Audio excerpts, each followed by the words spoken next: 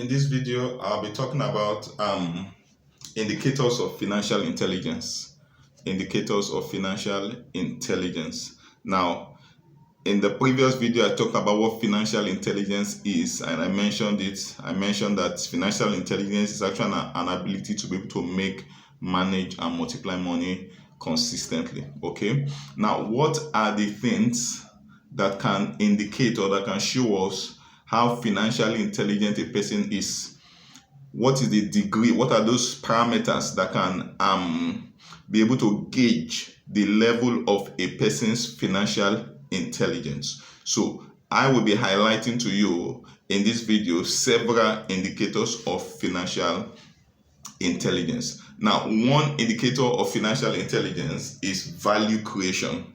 Value creation. Value creation is an ability to be able to create value through products and services. Now, when you create products and services that can meet the needs of people, that can help solve problems for people, it's actually value creation.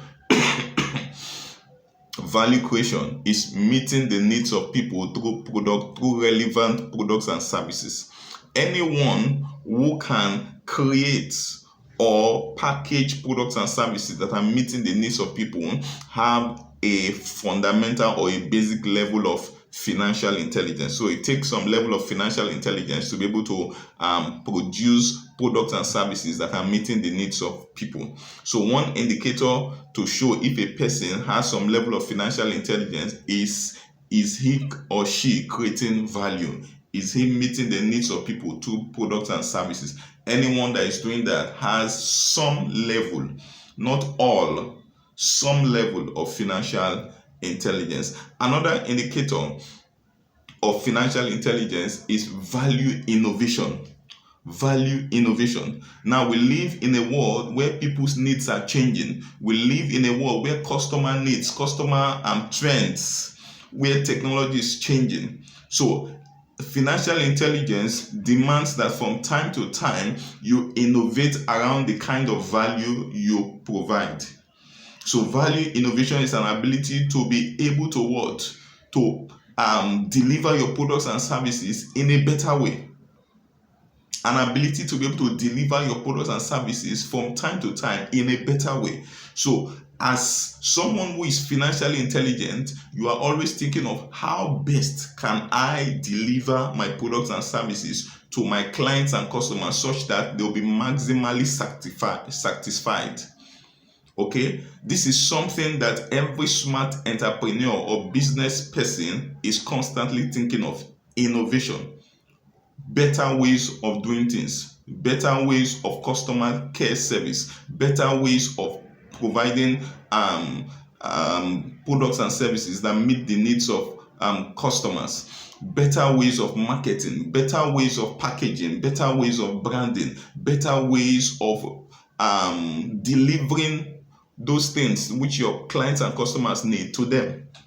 So the reality is this: any entrepreneur who is not constantly innovating is not growing in financial intelligence. So financial intelligence requires you to constantly innovate, and this is actually what differentiates businesses over time. So when you put down several businesses that are actually delivering similar products and services, what makes the difference over a period of time? An ability to innovate in a way and manner that is actually pleasing and pleasurable to those who you are offering services or products to. So years ago, we had the story of Nokia. Nokia happened to be the king of the mobile industry then, especially in Africa. But what happened along the line? They failed to innovate on time.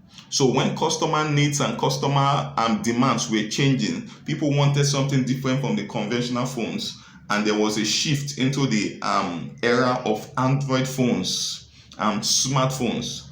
But at that point in time, Nokia actually lingered in innovating, and guess what? Before they knew it, other mobile operators came in and took over the market, the likes of ITEL, the likes of Techno. They innovated and were able to provide products that met the needs of mobile users at that point in time, and they captured the African market. So any business person, any entrepreneur that is not innovating, such businesses have an expiry date. Let me say it again. The difference between businesses is innovation, and any business owner, any business that is not innovating constantly, not only do they have limited financial intelligence, such businesses also have an expiry date. Now, the third indicator of financial intelligence is financial capacity development. Financial capacity development. You actually amass wealth to the level of capacity that you have. It's like placing a cup and wanting to fill it with water. The amount of water that cup will be able to hold is obviously depending on how big or small the cup is. So the moment the cup gets filled with water, what happens? It starts pouring, and everything that is pouring is a waste. So that is the capacity it can hold. So it cannot take in more water. Same thing with us as individuals. The level of capacity you have in terms of finances is equivalent to the level of wealth you can be able to contain. So one of the proofs, one of the indicators of financial intelligence is an ability to expand capacity, an ability to increase capacity. 2 years ago, you were at the level of handling 5 million naira. Now, how much can you handle? In 3 years' time, how much can you be able to contain and use maximally and effectively without wastages? Okay, so one of the things every person who is financially intelligent does part time is what? Building capacity. Building capacity. And how do you build capacity? You read relevant books, financial books especially, leadership books, books that expand your mind, books that give you a renewed mindset, an upgraded mindset. You attend trainings, you go for relevant trainings, seminars, you go to places where your business acumen is sharpened. Okay, very, very important that you do that. So you cannot be where you were 5 years ago and you expect to be called someone who is highly financially intelligent. Definitely not.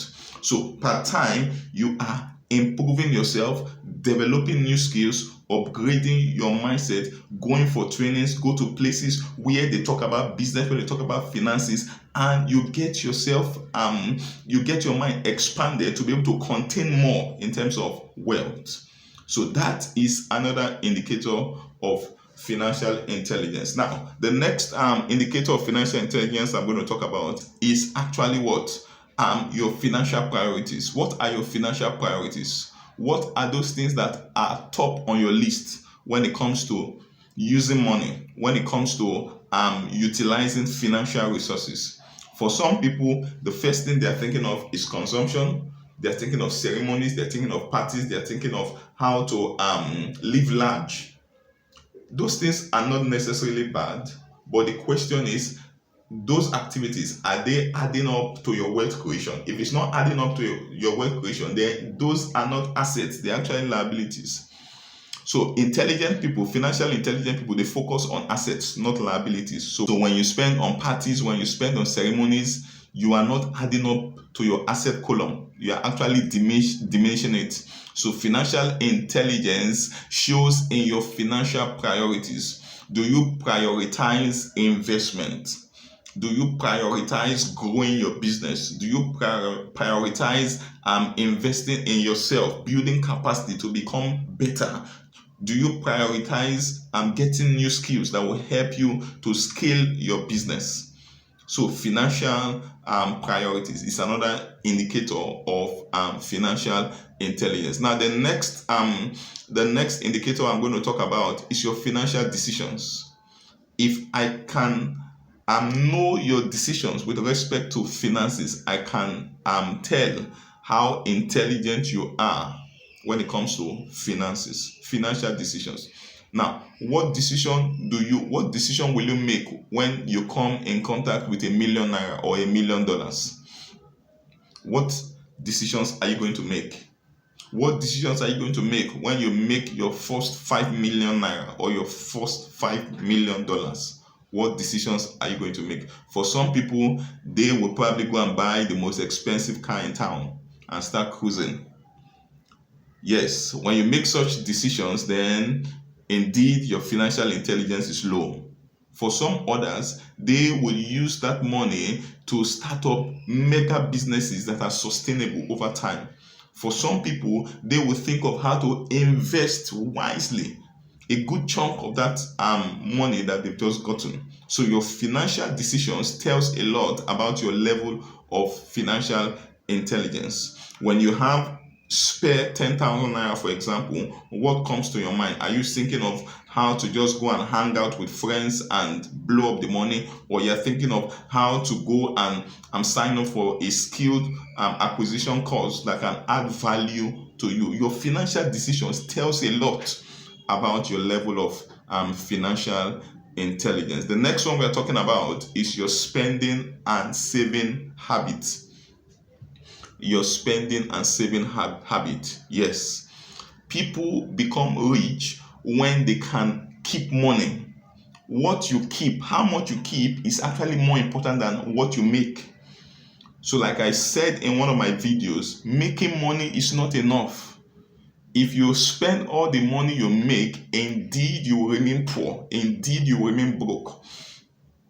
So it's one thing to be able to make money, it's another thing to be able to spend that money wisely, intelligently. It's another thing to be able to save up a good chunk of that money so that you can have a bank of money where you can pick up for investment at any point in time. So people become rich when they can be able to retain money consistently.